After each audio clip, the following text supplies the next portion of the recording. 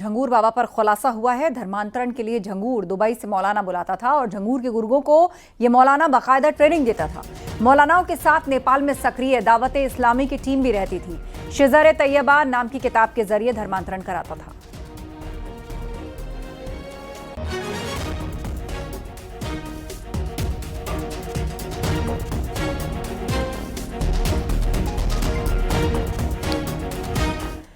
धर्मांतरण मुद्दे पर साध्वी रितंभरा ने झंगूर पर प्रहार किया है। बलरामपुर में हुई कार्रवाई को उन्होंने सही ठहराया। साथ ही साध्वी रितंभरा ने अभिभावकों से भी अपने बच्चों का ख्याल रखने की अपील की।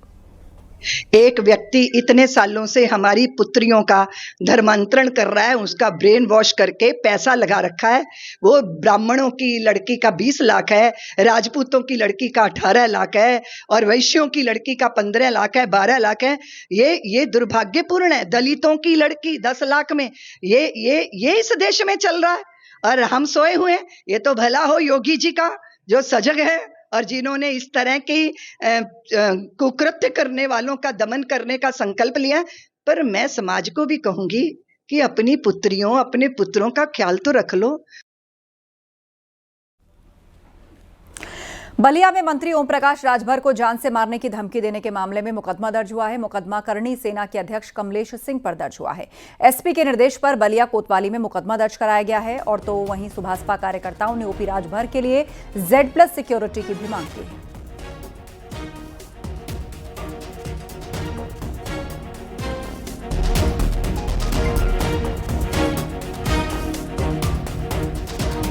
इन ऐसे व्यक्ति पर अगर धमकी दिए जा रहे हैं तो मैं गृह मंत्रालय को पहले कई बार चिट्ठी लिख चुका हूं कि माननीय ओम प्रकाश राजभर जी को Z+ की सुरक्षा मुहैया कराई जाए, क्योंकि उत्तर प्रदेश के हर गांवों में, प्रदेश के अलग अलग राज्यों में उनका कार्यक्रम चलता है। तो इसको दृष्टिकोण में रखते हुए इनकी सुरक्षा व्यवस्था मुस्तैद करना चाहिए और सुरक्षा बढ़ा करके इनको Z+ की सुरक्षा देनी चाहिए।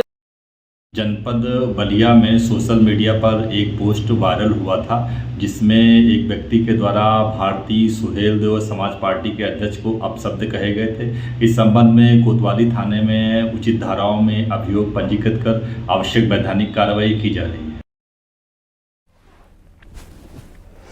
कांग्रेस सांसद और लोकसभा में नेता प्रतिपक्ष राहुल गांधी ने मानहानि मामले में मंगलवार को लखनऊ के MP MLA कोर्ट में सरेंडर किया और उसके फौरन बाद राहुल गांधी के वकील की ओर से जमानत अर्जी दाखिल की गई, जिस पर कोर्ट ने उन्हें जमानत दी।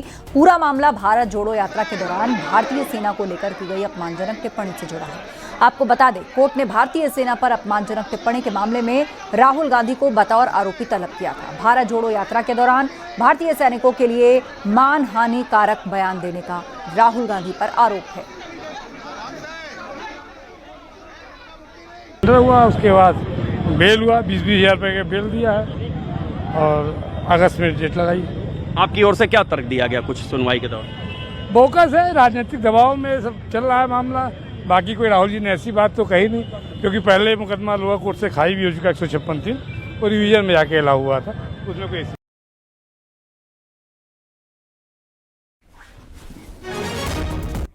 सपा सांसद राजीव राय के विवादित बयान के बाद बदायूं से सपा सांसद और शिवपाल यादव के बेटे आदित्य यादव ने बचाव किया। आदित्य यादव ने कहा कि जो लोग आस्था के नाम पर अराजकता करते हैं, राजीव राय ने उनको लेकर यह बयान दिया है।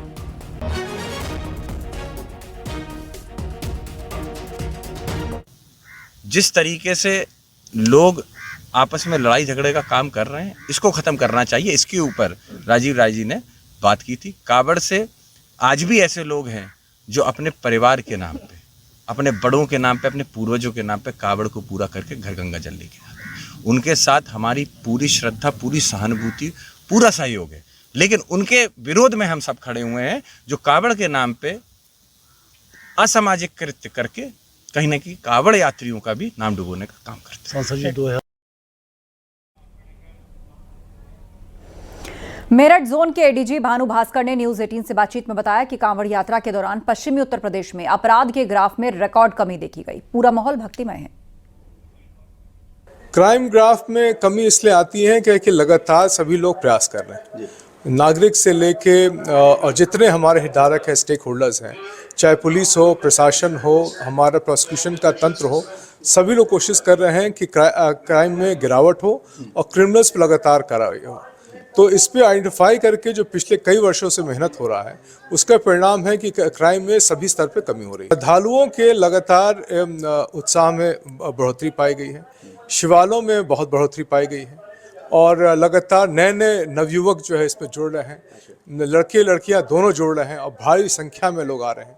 सभी प्रदेश से आ रहे हैं, जम्मू कश्मीर से लेके दिल्ली से लेके पंजाब, हरियाणा, हिमाचल प्रदेश, मध्य प्रदेश से, महाराष्ट्र से, गुजरात से कई लोग आ रहे हैं। तो इसका जो श्रद्धालुओं में उत्साह है वो तो लगातार बढ़ रहा है।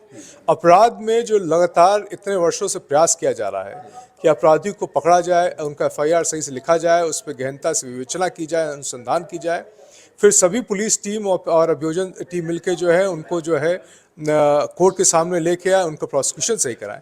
इसका मेन असर है और उत्साह और अपराध का कोई लेना देना नहीं है।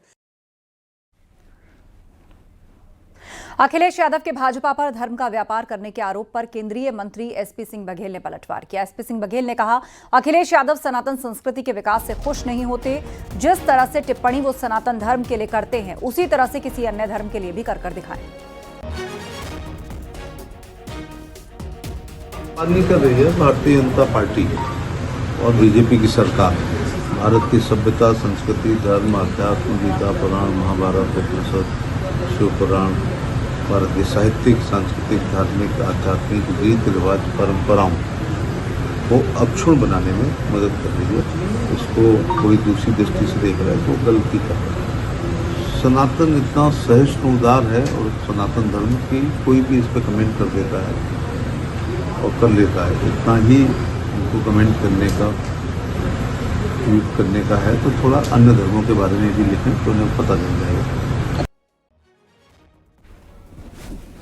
प्रयागराज में बहुचर्चित SDM ज्योति मौर्य और उनके पति आलोक मौर्य के बीच चल रहे विवाद मामले में एक नया मोड़ आ गया है। आलोक मौर्य ने इलाहाबाद हाईकोर्ट में याचिका दाखिल कर अब गुजारा भत्ता दिलाए जाने की अपील की। इस याचिका का संज्ञान लेते हुए कोर्ट ने ज्योति मौर्य को नोटिस जारी कर अपील की प्रति पंजीकृत डाक से भेजने का आदेश दिया। इस मामले की अगली सुनवाई 8 अगस्त को होगी। बता दें कि SDM ज्योति मौर्य के पति आलोक मौर्य ने पत्नी पर दूसरे अधिकारी से अफेयर का आरोप लगाया। आलोक ने बताया कि वो 4th क्लास का कर्मचारी है और उसने शादी के बाद पत्नी को पढ़ाया लिखाया, अफसर बनाया। अब ज्योति मौर्य SDM बन गई तो वो उनके साथ नहीं रहना चाहती। उसने ज्योति मौर्य को उसकी हत्या की साजिश रचने का भी आरोप लगाया। सेक्शन 24 अपने आप में ही कानून है, इसको रूलिंग की ज़रूरत नहीं। रूलिंग तो बहुत सारी आई, सेक्शन 24 अपने आप में ही कानून है जो ये कहता है कि दोनों को कंपेयर करता है किसके पास रिसोर्सेज ज़्यादा हैं। यही एकलौता ऐसा कानून है जिसमें हस्बैंड भी डिमांड कर सकता है वाइफ से मेंटेनेंस, अदरवाइज कोई ऐसा कानून नहीं है इसके अलावा। अच्छा, इनका जो तलाक का मुकदमा है उसकी क्या स्थिति है, क्या स्टेटस? अभी वो निचली अदालत में चल रहा है क्योंकि हम इसका केस कंटेस्ट कर रहे हैं हाई कोर्ट में, तो वहाँ के हम बहुत स्टेटस नहीं बता सकते। बट उन्होंने क्रुएल्टी के ग्राउंड पर डिवोर्स पिटीशन फाइल करी हुई है और उन्होंने कहा है कि दहेज की डिमांड हस्बैंड ने करी हुई है।